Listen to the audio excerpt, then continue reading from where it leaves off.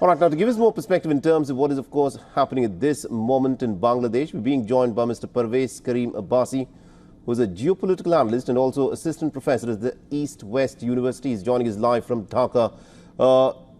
Professor Abbasi, let me in fact start off by asking you this. Now, it's been weeks since the ouster of Sheikh Hasina, but why is it that there is still, a lot of unrest that is being witnessed on the streets, and why is it that students are said to be involved in incidents of lynchings that have taken place? Well, thank you for inviting me to the program. I was listening to your coverage.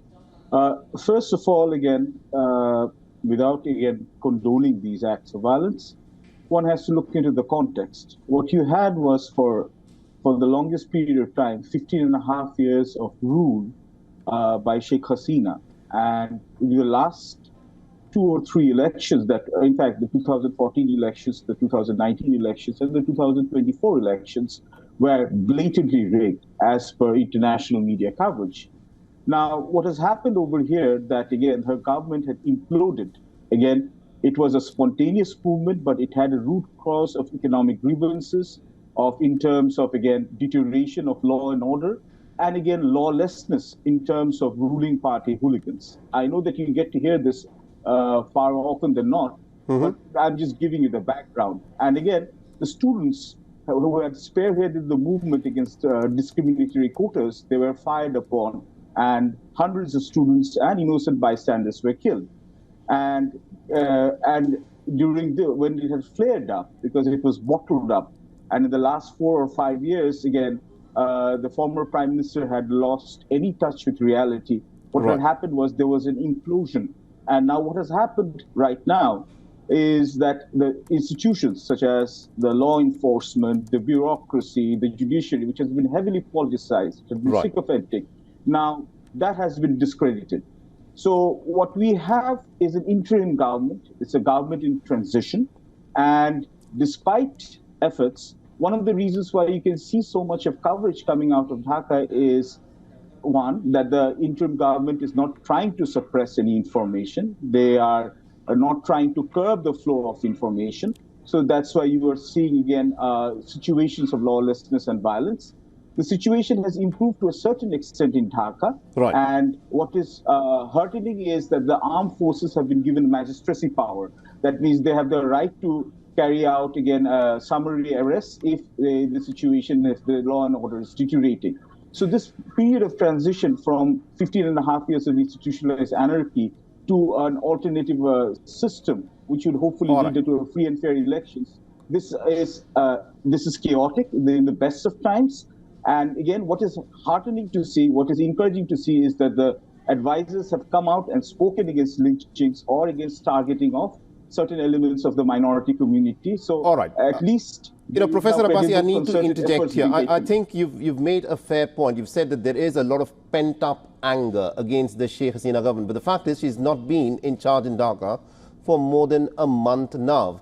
And Muhammad Yunus is the man who's in charge. Unless he can put a lid on these incidents of violence that have targeted the minorities, that have targeted people, even, let's say, of the opposition, he is not going to be able to control the situation if he allows these violent incidents to continue to fester.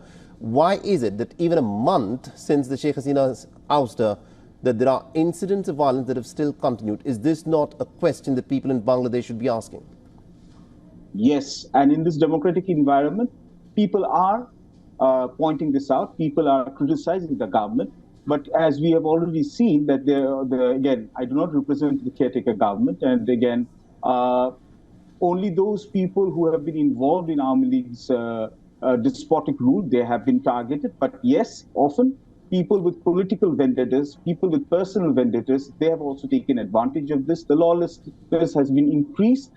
And yes, this is probably a litmus test of Dr. Yunus's government.